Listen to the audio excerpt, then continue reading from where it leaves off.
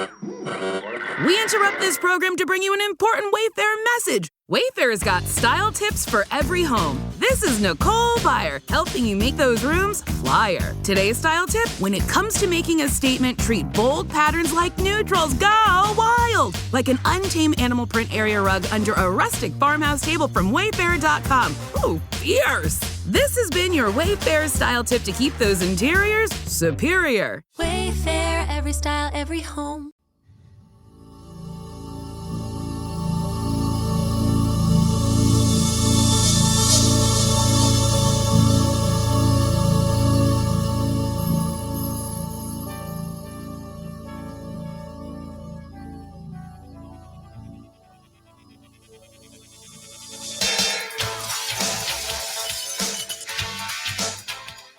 It is time to leave your worries outside and laugh with us inside the Treehouse. I'm Dan O'Malley, along with Trey Trenholm and Raj Sharma on Wednesday, February 26th, 2025.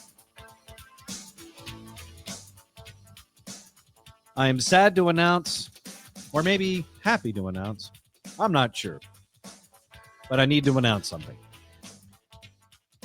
There has been a glitch in the drunk matrix.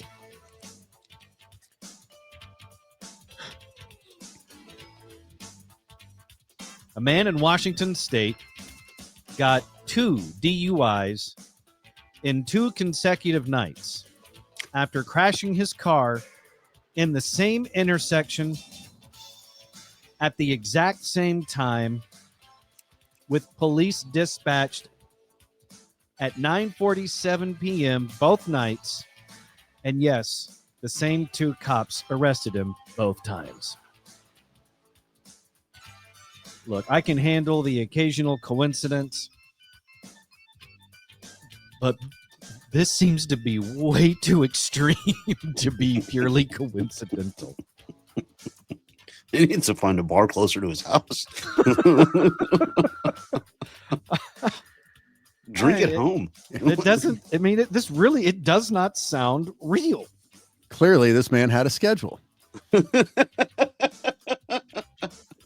Which I can appreciate. As a lover of routine, I can appreciate that level of consistency.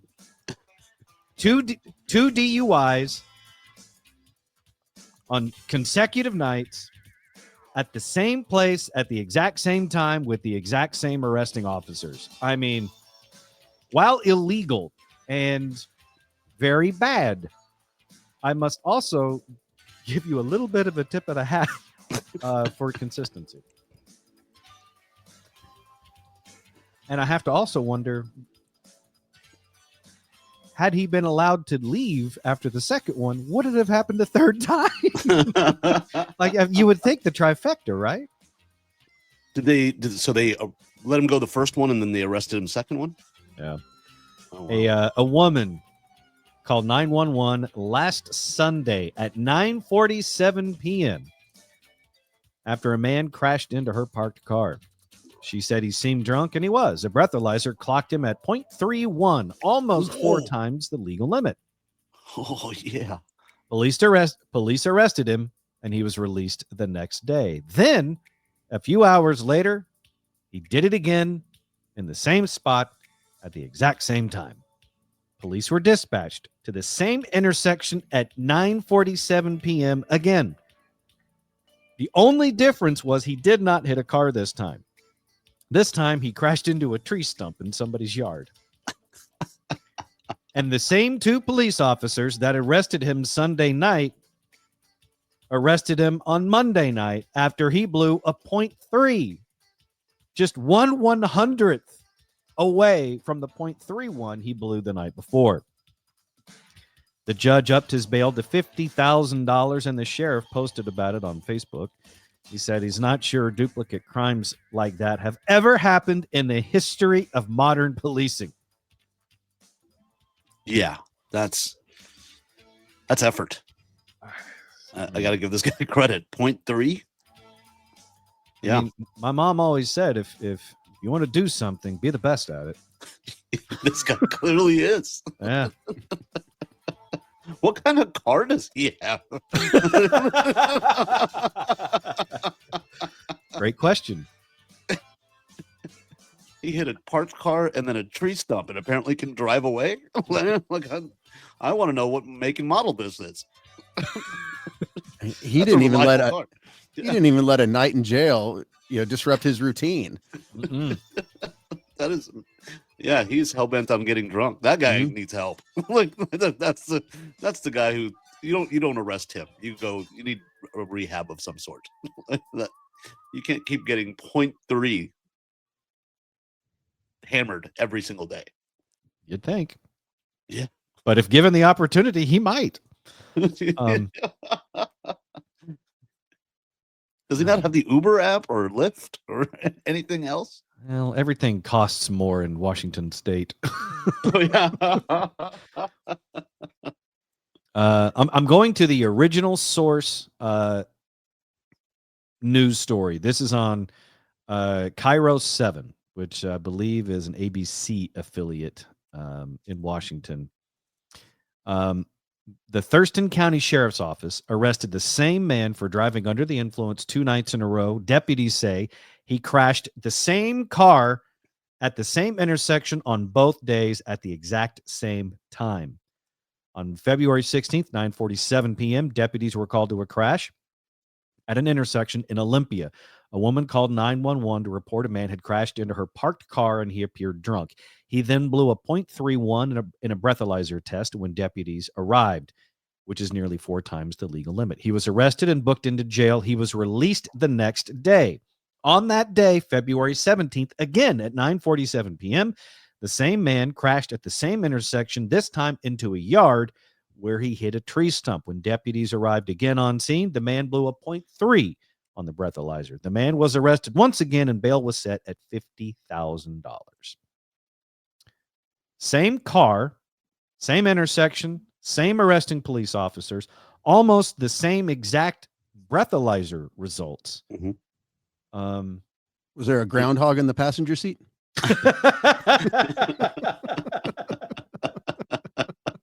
You know what? If there was, this story would make a hell of a lot more sense.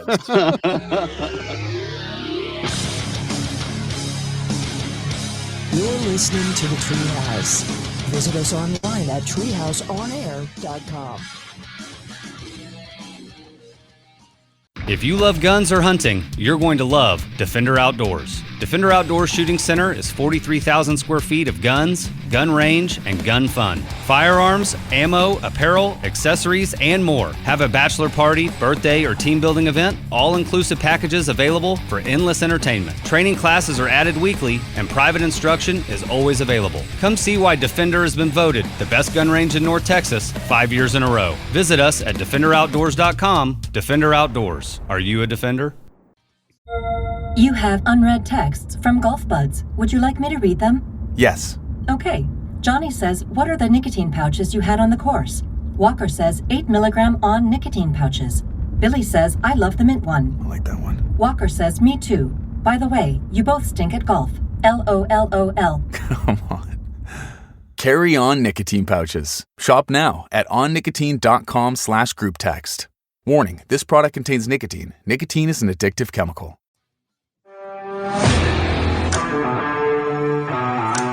You're in the Treehouse. Visit us online at treehouseonair.com. This segment of the Treehouse is brought to you by Defender Outdoors Shooting Center, Fort Worth's premier indoor gun range, open to the public, and very awesome memberships are available there at Defender Outdoor Shooting Center in Fort Worth. And we're happy to have them on as a new sponsor here inside the Treehouse, because in addition to having 6,000 square feet of retail space stocked with your favorite brands of firearms, ammo, gear, optics, knives, and more, they also have some of the best and most knowledgeable retail associates to help you choose what's right for you, your next firearm, holster, ammo, whatever the case.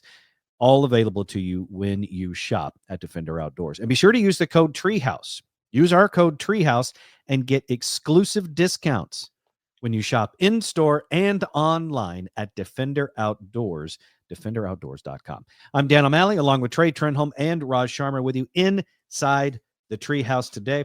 I did a little digging. I pulled up the Facebook post that Washington State Sheriff's Office posted about the car, about the guy that had a DUI 2 nights in a row at the same intersection and blowing almost the identical number on the breathalyzer. Because, Raj, you had asked, well, what kind of car is it that he could wreck it twice in 24 hours and it still run? And the question, or the answer to your question, is either a Honda Accord or a Toyota Camry. Because based on the photo, I can't quite tell which vehicle the drunk driver was driving, because we know he was driving one and he hit a parked car. That was the first night. But in this photo, and I'm showing it to you here, I can't quite tell which one is the parked car and which one was the one that was driving. But one is a white Toyota Camry. The other is a silver, probably Honda Accord. I think he was in the Accord. Think so? Yeah. And I think the only reason he ended up in the yard is because she moved her car. Well, did she move the car, or did he hit it so hard that it ended up in the front yard? I'm in my head, I just picture like the empty space where that car was from the night before. Because the lady's like, well, I got to get my car fixed now. So she moved it, and he then proceeded to get on the lawn. I have a theory here, and I'm going to see if this holds water, because when you're looking at the photo, the Honda Accord is pointed away from the camera, right? And the Toyota Camry is pointed towards the camera. And the Toyota Camry appears to be kind of like in the yard. You see the grass, and the driver's side door is open. So I'm going to say he was in the Toyota Camry, because there'd be no reason to open up the lady's car that was parked. Gotcha. So on this edition of World's Stupidest Unsolved Mysteries, technically it's still unknown, but we have a guess. That's as good as I got for right now. And $50,000 is pretty cheap for your bond or whatever, bail. For back-to-back DUIs blowing .3s? Yeah. I don't know. I don't know how that compares to other DUIs in the state of Washington. I'm with you. In the state of Texas, that sounds like it might be a little low, but maybe because is he a repeat offender technically? Because if he's never had a DUI conviction or anything on the record prior to these two, is he considered a prior, or a repeat offender on the second night? Because the first night that's just an arrest. There's still no outcome to the case. Right. Trey, you're shaking your head no? No, he's not a repeat offender at that point. Gotcha. Things aren't looking good. Yeah. He's just an idiot at this point. Yeah, that's and good on you for a .3. That's how much time did he have? Like, from what time to what time? Because he got out of jail and then went back to the bar. Yeah. Well, I don't know. And the other thing we don't know about this story is we don't know his name. I'd be curious to know his name. Speaking of names, there's a new trend in naming babies that has some people alarmed. It is called the aggressive baby name trend, and it is alarming some experts. Some parents draw baby name inspiration from sources like family history, geography, maybe foods, or even brands. Others look to literature, music, and pop culture, but still others get ideas from a more surprising source: weapons. According to Sophie Kim, the editor-in-chief at the website Nameberry, there is a small but noticeable trend of parents using weapons-inspired and more broadly aggressive names for their children, specifically sons. Many of these names first appeared on the baby name charts in the 2000s, including Wesson, Caliber, Shooter, and Trigger. Wasn't Trigger the name of somebody's horse? Roy Rogers. Roy, yeah. Trigger was the name of Roy Rogers' horse. But who names their kid Caliber? That is a fantastic name. I don't know, but if your boy likes to be ridden, I'm sure Trigger is a fine name. Weapon-inspired monikers that parents have chosen in recent years also include Blade and Cannon. I'll be honest with you, naming your son Blade is pretty badass. But if he's white, it's going to be awkward. Just pointing that Yeah. out. I'm pretty sure these are all white people. I don't, not necessarily. I think Blade might be a good name for a young African American boy. Also, as well as brand related names like Remington, Colt, Ruger, and Winchester. Arson, Cutter, and Dagger are among the other names with a violent edge in recent data from the Social Security Administration. I feel like Cutter is not the greatest name for anybody. Over arson?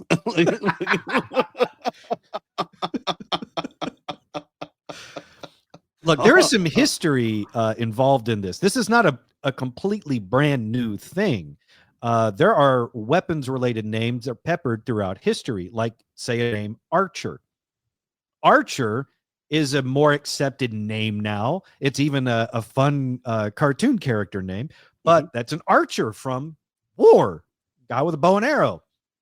But going back to the baby name expert, most of these names peaked in use relatively recently. Wesson peaked in 2021 when it was used 306 times. Caliber peaked in 2018. Mace peaked in 2022.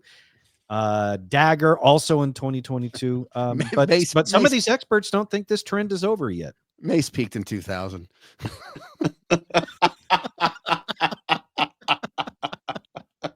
But he can't stop and he won't stop. Look, I think you can name your kid just about anything with the first name, but it needs to go with the surname, right? Because look, you can have a really cool first name like Hunter or Archer or Shooter, or even bigger, like if you want to go Nuclear or Atomic as first names for your son. But the last name needs to go well with it, because you can't have like Nuclear Krzyzewski. That just doesn't roll off the tongue the way other names might. Old Caliber Sharma. Yeah. Nope. It's not going to fit. It just doesn't matter. Like the first, if you're going to have a badass first name, you need to have a last name that kind of goes well with it. I mean, like if it's Hold Up Jenkins, that kind of sounds like somebody from the 1800s. Oh, Hold Up Jenkins. Let me tell you about him. I mean, my grandfather's middle name was Homer. Okay. I mean, it's not exactly a cool name, but it was a popular name at one point. Yeah, but was Winchester was one of them? Like, I don't know. Winchester was one of them, sure. Winchester doesn't sound like, if someone is named Winchester, I don't necessarily draw the immediate comparison to the rifle company. I'm thinking more Winchester, like a snobby British guy. Yes, I'm pretty sure that's who they were back then too. They just happened to come here and make really cool rifles. Yeah. Anyone have twins and name them Sig Sauer? This is my son, Throwing Star. Go get your brother Nunchuck.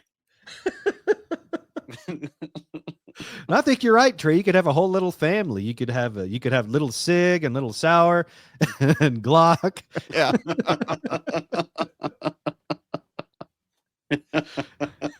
Nothing goes with Sharma. I'm trying to do this in my head, and Clock Sharma sounds like something you get. Something diabetes related. Of course, it's medical.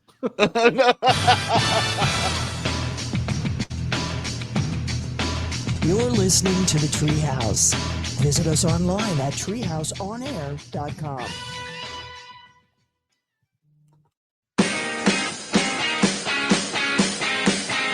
You're in the Treehouse. Visit us online at treehouseonair.com. Just like Aaron said right there, for all things Treehouse, go to treehouseonair.com. Right there on the website, you can get past shows, links, contact info, and a bunch more right there on the Treehouse website, treehouseonair.com. That's treehouseonair.com. I don't know, maybe you can name a kid Pew Pew. He's French. I mean, Well, I mean, one of the most watched YouTubers is PewDiePie. Okay. Now, granted, that's his chosen name. That's not what he was. That's not what he was given at birth.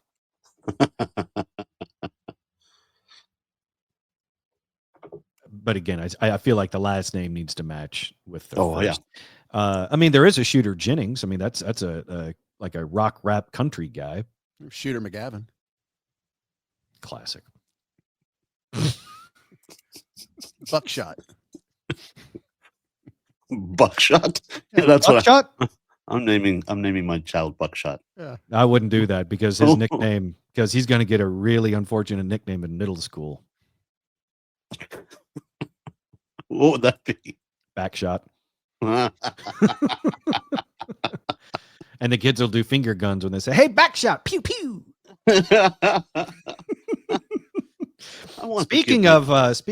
Speaking of that, have you guys heard of sticky eyes? Oh no. Please tell me. This is a supposed guaranteed hack if you want someone that you're attracted to approach you. This is something you're supposed to do if you want to catch somebody's eye when you're out and about. The trick is called sticky eyes. Are you ready for this? Mm-hmm. All right, so here's what you're supposed to do. Sticky eyes, according to a influencer on TikTok. She says that sticky eyes is a surefire flirting technique in which people transfix their love interest using just their gaze. Chelsea Anderson declared in a TikTok video with over 7 million views, "This is one of my most powerful hacks. This is how to get anyone to come up to you at a bar or in a social setting." Okay, so it's called sticky eyes. And she says this is a surefire way to get someone to come up to you at a bar. All right, here we go. I'll let her explain it to you. You pick your target, you stare at them until they look back at you. Once you make eye contact, you look away like you've been caught. Okay. Now, here is the next very important part. The next time that you look at them and they meet your eyes again, don't look away. Let them break first, because they're going to check to see if were you really looking at me. And the second look will confirm that you were. And this time you're going to have to hold it uncomfortably long. They have to look away first for this to work. Once they look away, you never look at them again. And in about 45 seconds, they will be right in front of you as if they have been summoned psychically by you. They'll be like, "Hello, I'm here."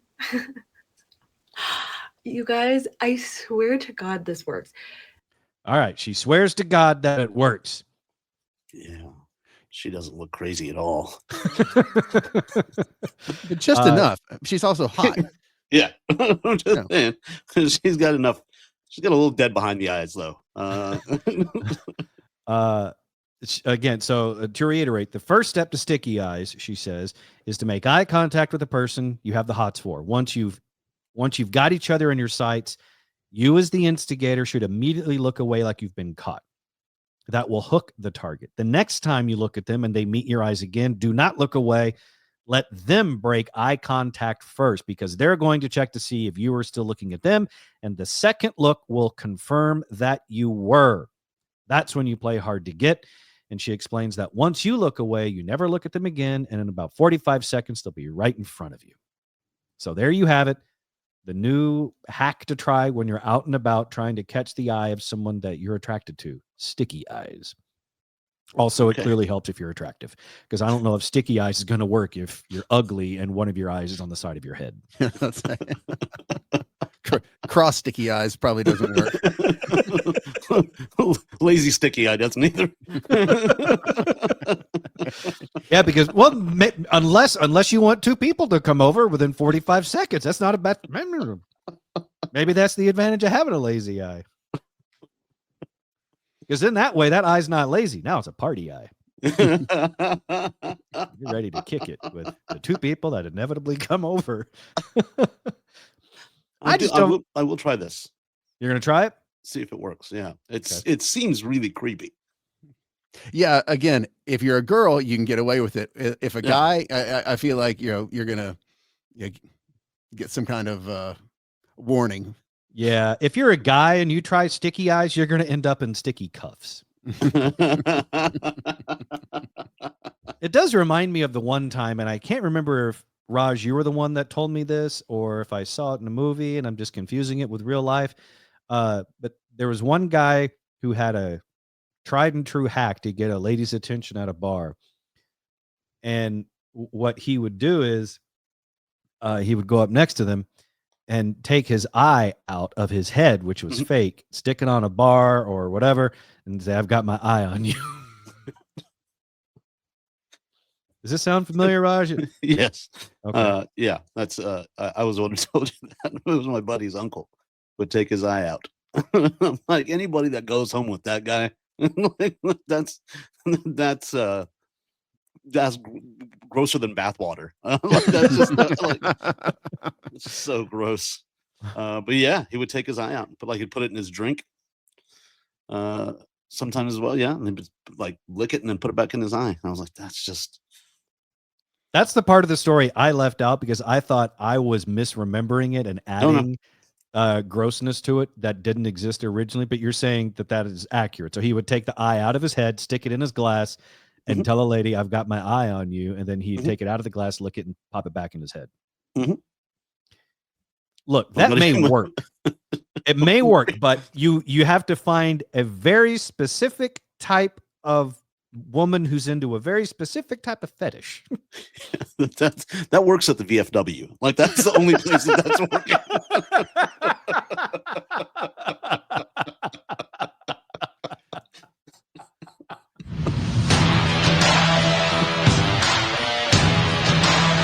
You're in the Treehouse.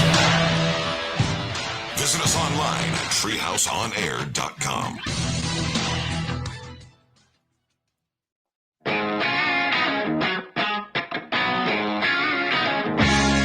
You're listening to the Treehouse. Visit us online at treehouseonair.com. Do you need to tell us something? Well, you should go to treehouseonair.com, click on the microphone icon on the lower right-hand corner, and leave us a message. That means we'll hear it because that is how you talk back to us right here inside the Treehouse. Treehouse Talkback, available now at treehouseonair.com. When you click on that microphone on our website and leave us a message. Treehouse Talkback, available now at treehouseonair.com. Dan O'Malley, Trey Trenholm, Raj Sharma with you inside the Treehouse today on Wednesday, February 26th, 2025. Now that we know what sticky eyes are and whether or not it may be a good tactic to use on people at a bar to get their attention remains to be seen. But there is one thing that is guaranteed in life, and that is Florida. Florida is always going to do something entertaining and crazy. And so we're going to share another example of that with you now. A Florida woman. Sorry. A Florida woman was allegedly caught hiding a runaway teenage boy that she wanted to adopt. Okay. Is this like in the Ted Nugent kind of way? Like where he adopted a 17-year-old to take on the road? I don't know because I don't know much about the Ted Nugent one. Because when I first saw the headline, I wondered if this is in like a Woody Allen type of way. But according to Florida authorities, there has not been a sexual relationship between the runaway and this Florida woman. The Florida woman was recently caught hiding a missing teenage boy she wanted to adopt. Sherry Novelli is 61, and she stands accused of 1 count each of interfering with the custody of a minor and contributing to delinquency, according to the Charlotte County Sheriff's Office. On February 10th, deputies received a call about a missing boy from an academy for teenage boys who have failed placement in foster care. Deputies learned that the boy had been granted permission to go to a park, but he was unable to be located when staff attempted to retrieve him from the park later. It was also learned that the boy had been involved in an unreported incident earlier in the day that involved a volunteer. That volunteer was Novelli, the 61-year-old woman now accused of hiding it. At the time the boy went missing, she was in the process of trying to adopt him. But earlier that day, she was allegedly told to never have contact with him again. When the defendant was initially interviewed, allegedly, she said she last saw the boy at the park, but had simply given him food and left, when in reality, she was hiding him in a condo that she had gotten for him. And in that condo, they would hang out and occasionally drink together. Nice. He got a condo out of the deal? That's solid. Yeah. And she even opened a bank account for him in his name. She'd even purchased a cell phone for him that she was paying, that she was paying the service for. How good looking is this kid? Condo, bank account, cell phone? Oh, yeah. He's got to be a looker. And that's not all, because in addition to that, she also provided the boy with alcohol, cigarettes, and a marijuana vape pen. It's the best mom ever. I mean, look, if you really want to adopt a kid, I mean, they have to say yes. So I guess you have to sweeten the deal a little bit. Not all of us get that option. She earned the mug number one mom. she earned that. Top mom. Oh, that is just so weird. How crazy is she? Because if you have run off all the other Florida people that don't want to drink and smoke weed with you, and you have to resort to adopting a kid. Trying to adopt a kid, because even the people at the foster center said, lady. And these are kids at this center that have trouble getting placed in foster care. And this lady shows up and says, I'll take him. And they go, no, you're too weird for him. Yeah, because it's Florida. You figure, like an iguana with a pet monkey could adopt something. I mean, an alligator. Yeah, an alligator with an arm hanging out of its mouth might stand a better chance. According to the Charlotte County Sheriff, youth who are enrolled at Crossroads Hope Academy have already had a rough go of things. To further complicate their lives is not a motherly thing to do and only further harms them. He goes on to say, this woman made a series of poor choices. That may be the understatement of the year from any state of Florida police entity. What we have here is a series of poor choices. Thank you, Sheriff Snicket. Yeah, you know it's bad when it's Florida. That's like, hey, you messed up. Her son recently moved away and got back-to-back DWIs. Once again, proving you can take the Florida man out of Florida.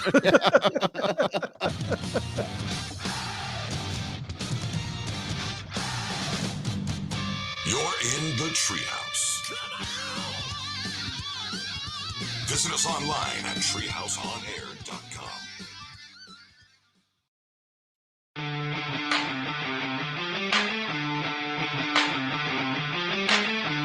You're in the Treehouse. Visit us online at treehouseonair.com. Do you like to watch? Well, if you do, you can watch us on YouTube. That's right. We have a YouTube channel.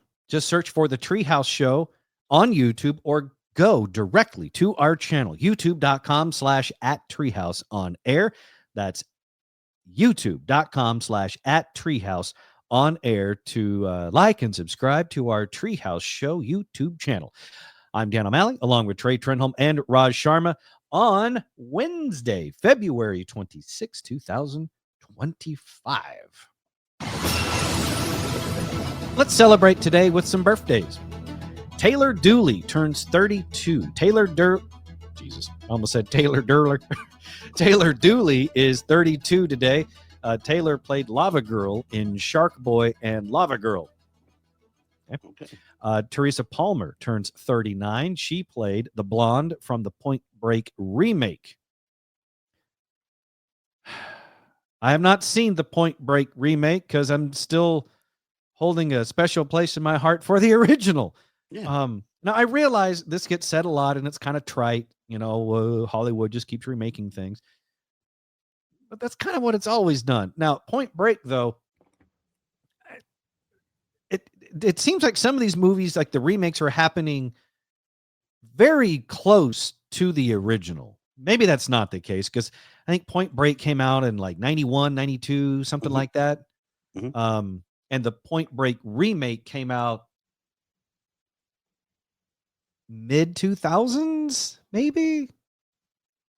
I don't know. It just didn't seem like far enough. It didn't seem like enough time had passed, and in order for there to be an updated version of that film. You know what I mean? Like I get how A Star Is Born is done every 20 years apparently, but at least that's your tradition now in Hollywood. It's like every 20 years they do it again. It's like, okay, let's see how they do it differently. But not every movie necessarily needs a remake, or if you're going to do it, maybe switch it up a little bit. Just saying. It was actually, so the original was 91. The remake was 2015. Okay. So that's close to 25 years. All right. I take it back then. Maybe I'm just, old man complaining. Because I guess in that 20 to 25 years, I guess would be an acceptable time to remake a movie for the current generation. Because like you said, Trey, Point Break came out in 91. So I would have been like 11, 12 years old. And that was a good time for me to watch that movie. That was a lot of fun. You guys who were a few years older probably enjoyed the film. I don't know if Raj was allowed to watch it or not in his Indian household. I mean, the remake has an 11% Rotten Tomato score, so it does seem right up your alley. It's just bad enough for you to watch. What is the Rotten Tomato score for American Ninja? One moment, please. Thank you very much. I appreciate that. As you look that up, I'll do a few more birthdays. Corinne Bailey Rae turns 46. This is the British singer who performs Put Your Records On. Erykah Badu, Dallas's own Erykah Badu, turns 54. If you live in the right neighborhood and go to Whole Foods, you may run into her.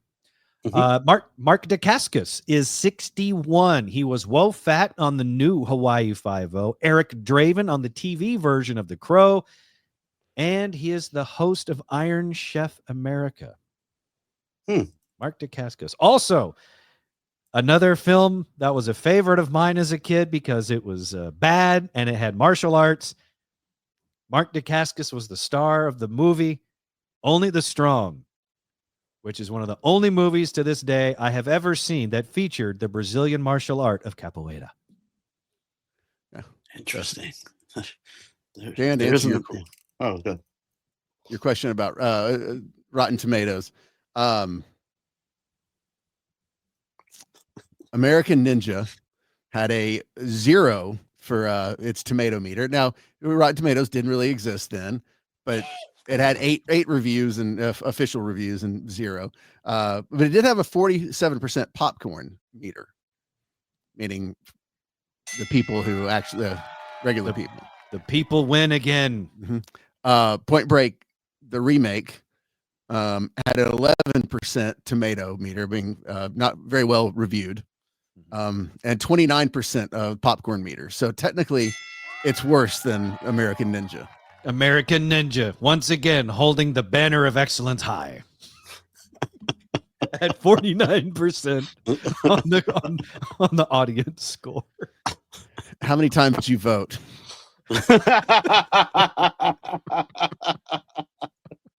You look at all the reviews and it's just Dan. Yeah. Dan O. 5 stars. Dan O1. Dan O2. Not Dan O. I don't appreciate your insinuation, sir. As accurate as it may be. You're listening to the Treehouse. Visit us online at treehouseonair.com.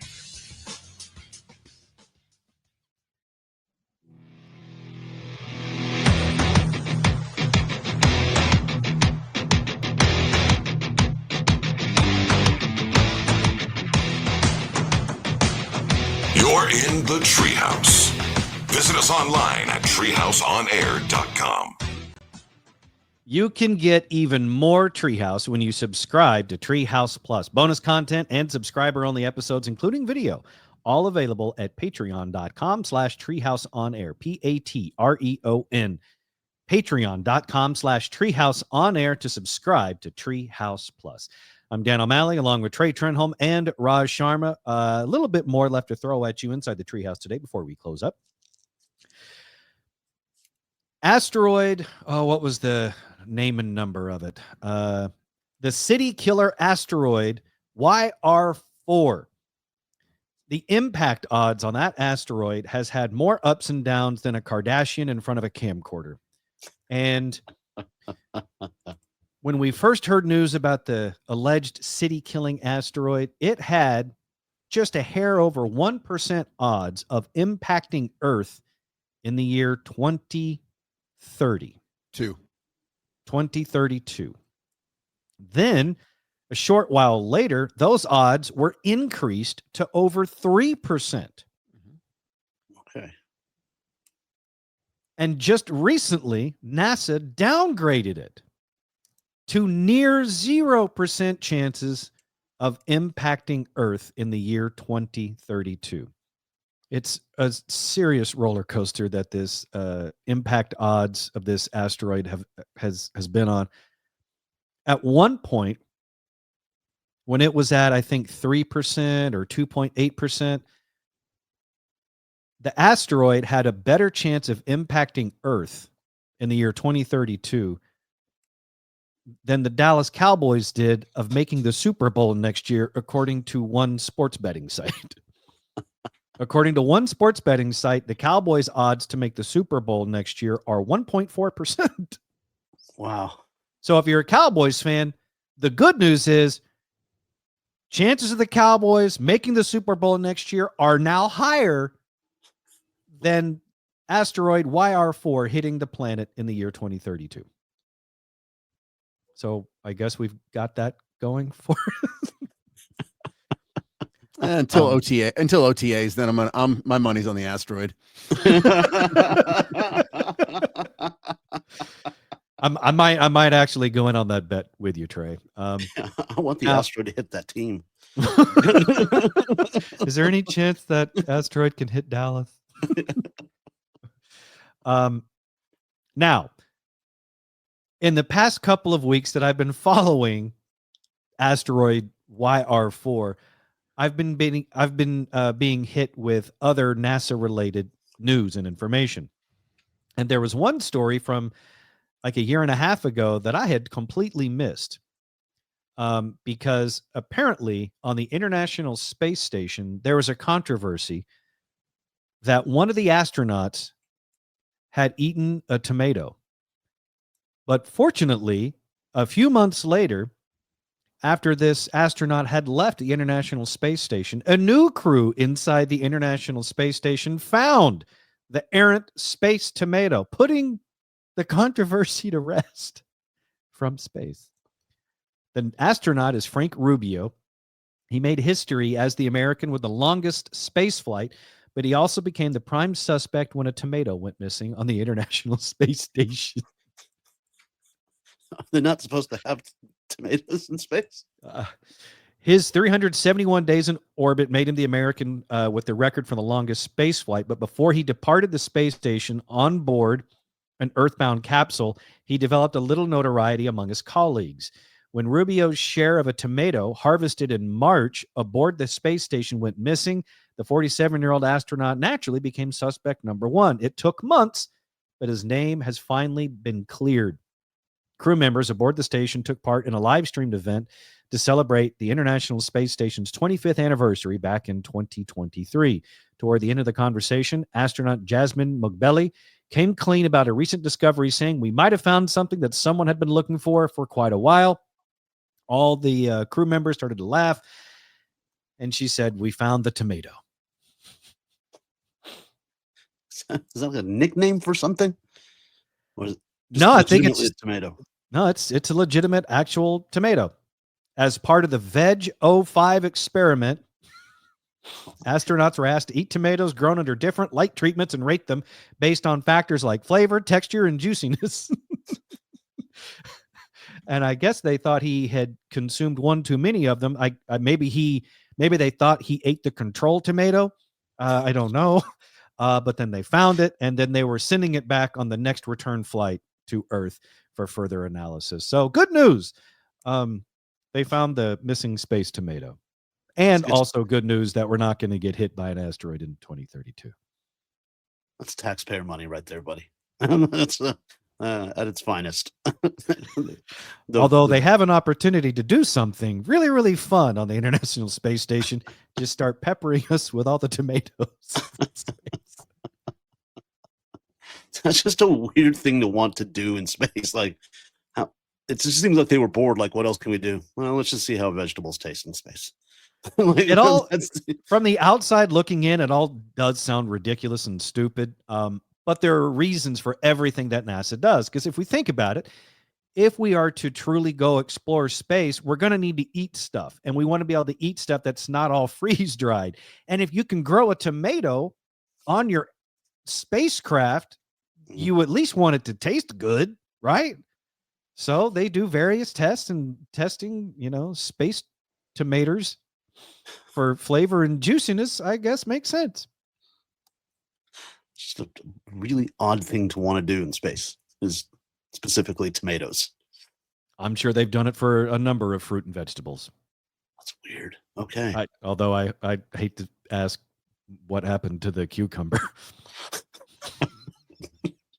Of course, that's where you would go. Oh. I said I'd hate to find out. I just know what it is now. The three of us are on the International Space Station, and the cucumber goes missing. You two a-holes look right at me. For all things Treehouse, go to treehouseonair.com. Be sure to find and follow us on social media. For the show, it's at Treehouse On Air. For me, it's at the Dan O'Malley. For Trey, it's at Trey Trenholm 1. And for Raj, it's at Comedian Raj. We'll see you back here tomorrow right inside the Treehouse.